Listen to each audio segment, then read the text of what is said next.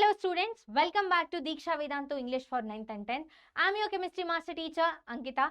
Today we are going to discuss the topic balancing of chemical equations under 15 minutes. Okay, so this is one of the most important topics and it's one of the most difficult topics apparently. Yeah, I used to find balancing of chemical equations really difficult when I was in 10th, but it has become really easy for me now. So let me show you how you need to balance a chemical equation. So this is from the chapter Chemical Reactions and Equations. So let's get started. So before that, please do subscribe to the channel and also turn on that notification button. And we have a Telegram channel. So join Diksha Vedantu English Telegram channel now. The link will be in the description. So you'll get free notes, assignments as well as daily updates. So let's get started. So first of all, what is a balanced chemical equation? So balanced chemical equation is an equation which follows the law of conservation of mass. So just like law of conservation of energy, we have law of conservation of mass. So balanced chemical equations are those which obey the law of conservation of mass. Law of conservation of mass. So what does this law of conservation of mass say? So it says that the mass of the reactants, the total mass of the reactants should be equal to the total mass of the products. Or in other words, we can also say that during a chemical reaction, matter is neither created nor destroyed. No atom is created, no atom is destroyed. Okay, only rearrangement of atoms can happen during a chemical reaction. That is nothing but balanced chemical equation. So we need to follow the law. That's why we need to balance chemical equations. So what are the steps to balance an equation? So there are few steps that we need to follow in order to balance an equation. First things first, the writing correct skeletal equation. So when I mean, when I say the writing the correct skeletal equation or unbalanced equation, so what do I mean? I mean that, so you need to write the correct symbol, correct formula of the compounds.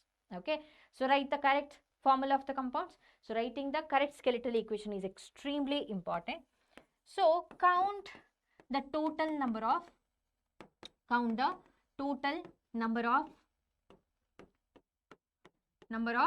atoms of each element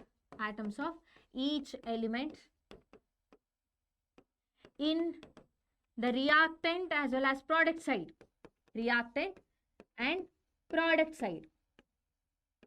So you need to make a tabular column, or you can just do it in mind. You have to count the total number of atoms of each element that is present in the reactant side, that is LHS, and in the product side, that is RHS.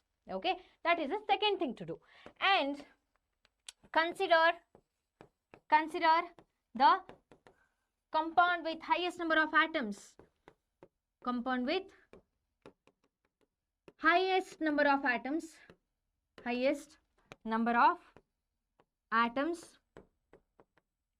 and balance the other. And this is one of the most important things that you need to keep in mind while balancing a chemical equation. Never change the subscript, you can only change the coefficient. So what is a coefficient? So coefficient is a number by which you are going to multiply the equation, multiply the compound, multiply anything. So subscript, for example, H2O gives 2H2 plus O2. So in order to balance this, you cannot change the subscript. This is entirely wrong. This is entirely a different chemical equation now. Okay, so you can only change the subscript. You can only change the coefficients, not the subscript. So this is the most important thing that you need to keep in mind. So let's try to balance this equation first. HNO3 is giving P2O5.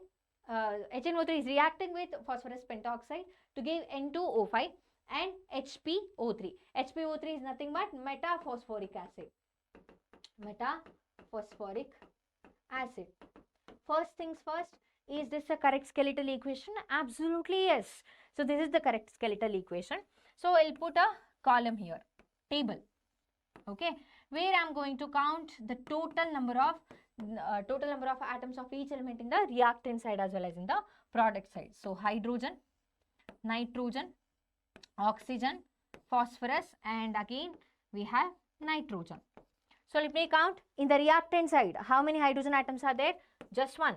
Product side, one. Next, nitrogen, one here, just that. So here it is 2. And what about oxygen? There are 5 plus 3, 8 oxygen atoms. And in the product side, how many do we have? 3 and 5 here, 8. Then we have phosphorus, 2 and there 1. Nitrogen here, nitrogen we have already mentioned it. So HNO3, P2O5. Alright, so we have discussed nitrogen already. Okay, so nitrogen 1 and 2 respectively. Now I'm going to balance this equation. So which is the compound that has highest number of atoms? It is, let me see, this one, even this one. Okay, so either this or this. This has the highest number of atoms. So if I multiply HNO3 by 2, so HNO3 by 2, what is going to happen? So 2 hydrogen in the reactant side. So 2 nitrogen in the reactant side. Oxygen, 3 2s are 6, 6 plus 5.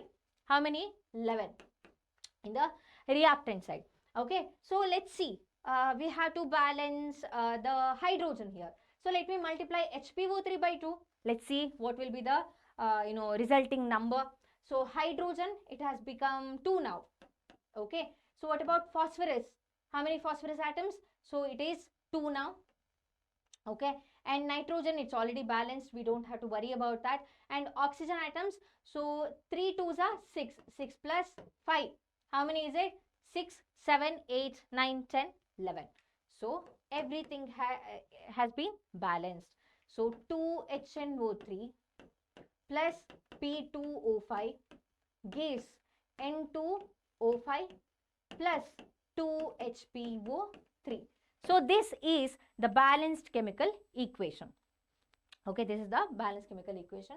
Let's move on to the next one.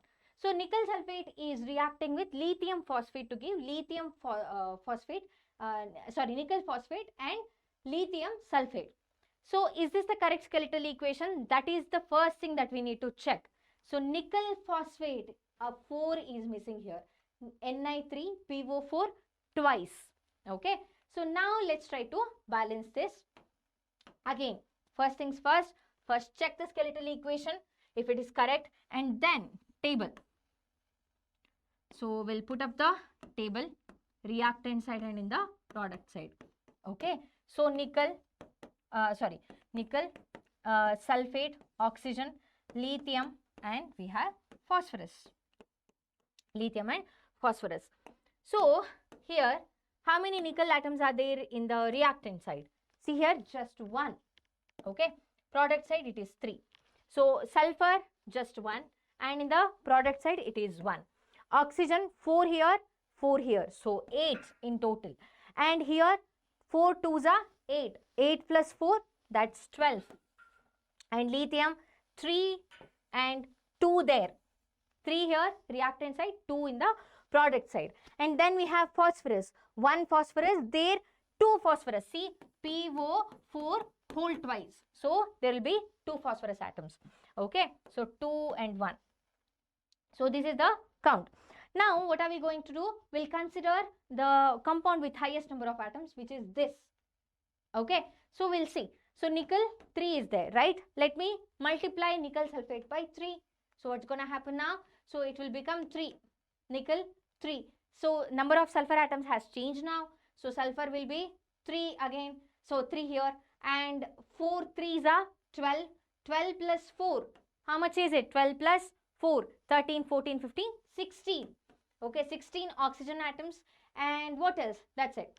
And what else do we need to balance now?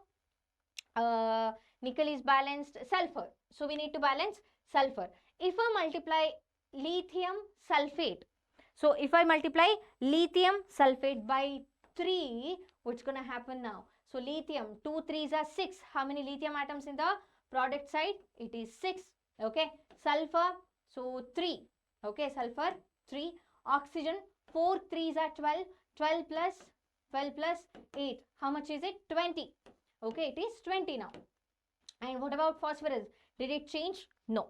So now what are we going to do? So we have multiply nickel sulfate by 3 and lithium sulfate by 3. So now we are going to multiply lithium phosphate by 2. Okay. So because we need to balance what? Lithium.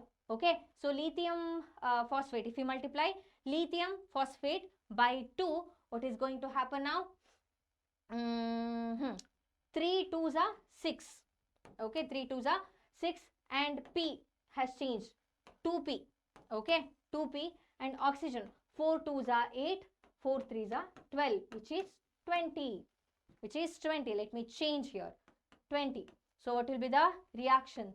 3 nickel sulfate plus 2 lithium phosphate gives nickel phosphate PO4 twice plus 3 lithium sulfate. So this is quite on the tougher side, a difficult one. But if you are able to solve this, you win. Okay. So no chemical reaction will be difficult for you. So the last one is for your homework. Iron is reacting with sodium bromide to give ferrous bromide and Na. Okay. So please balance this equation and let me know in the comment section so that I can check it. Okay. This is your homework question. So we have learned to balance chemical equation under 15 minutes today. So please do subscribe to the channel for more updates and more topics under 15 minutes. And we will be going live almost every single day. Okay. So yes, support us and all the best for your exam. Thank you so much for joining me today. Bye-bye.